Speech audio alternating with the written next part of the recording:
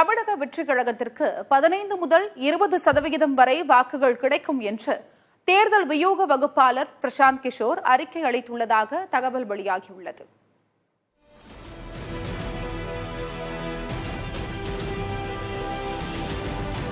தமிழக வெற்றிக் கழகத்தின் தலைவர் விஜயை பிரபல தேர்தல் வியூக வகுப்பாளர் பிரசாந்த் கிஷோர் நீலாங்கரையில் உள்ள அவரது இல்லத்தில் சந்தித்து பேசினார். சுமார் 2.5 மணி நேரம் இந்த சந்திப்பு நடைபெற்றது. இதனைத் தொடர்ந்து சென்னை பனையூரில் உள்ள ஆதவ் அர்ஜுனா இல்லத்தில் கட்சியின் பொதுச் செயலாளர் ஆனந்த், கட்சியின் தேர்தல் வியூக வகுப்பாளர் ஜான் ஆரோக்கியசாமி ஆகியோர் பிரசாந்த் கிஷோரை சந்தித்தனர். இந்த சந்திப்பு சுமார் 3 மணி நேரம் நீடித்தது.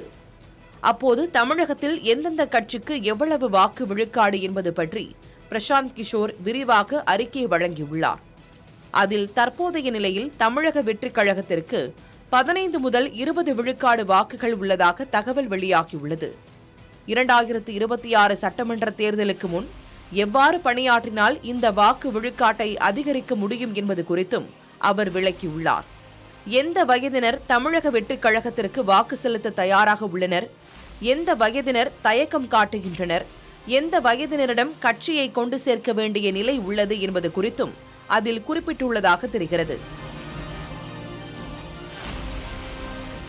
எந்தெந்த மண்டலங்களில் எவ்வளவு வாக்கு விழுக்காடு என்பது குறித்தும் அறிக்கையில் இடம்பெற்றுள்ளதாக கூறப்படுகிறது.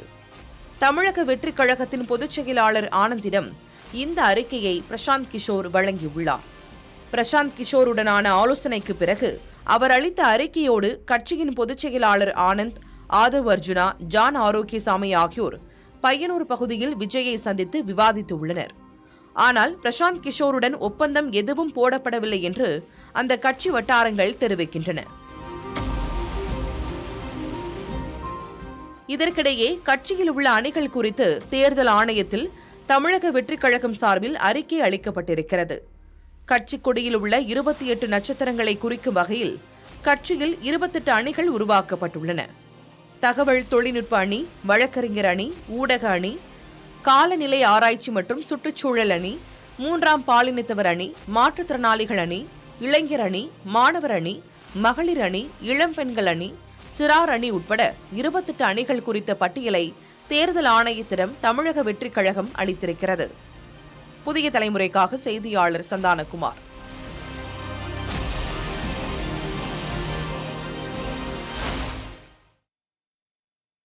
மக்களோடு பயணிப்பவர்களுக்கு எதிராக வியூக மன்னர்களால் எவ்வளவு தூரம் பலன் இருக்கும் என்று தெரியவில்லை என அமைச்சர் சேகர்பாபு தெரிவித்துள்ளார். தவேக தலைவர் விஜய் பிரசாந்த் கிஷோர் சந்திப்பு குறித்த கேள்விக்கு அவர் இவ்வாறு பதிலளித்துள்ளார்.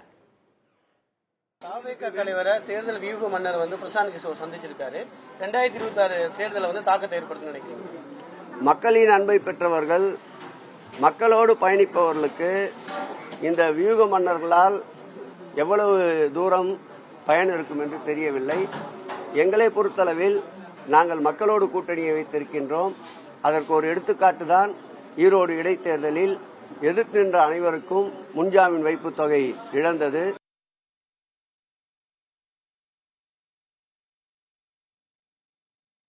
விஜய் தேர்தலில் நின்று அரசியலில் தன்னை நிரூபித்த பின்னரே அவருடன் கூட்டணி அமைப்பது குறித்து முடிவு செய்வோம் என தேமுதிக நிர்வாகி விஜய பிரபாகரன் கூறியுள்ளார்.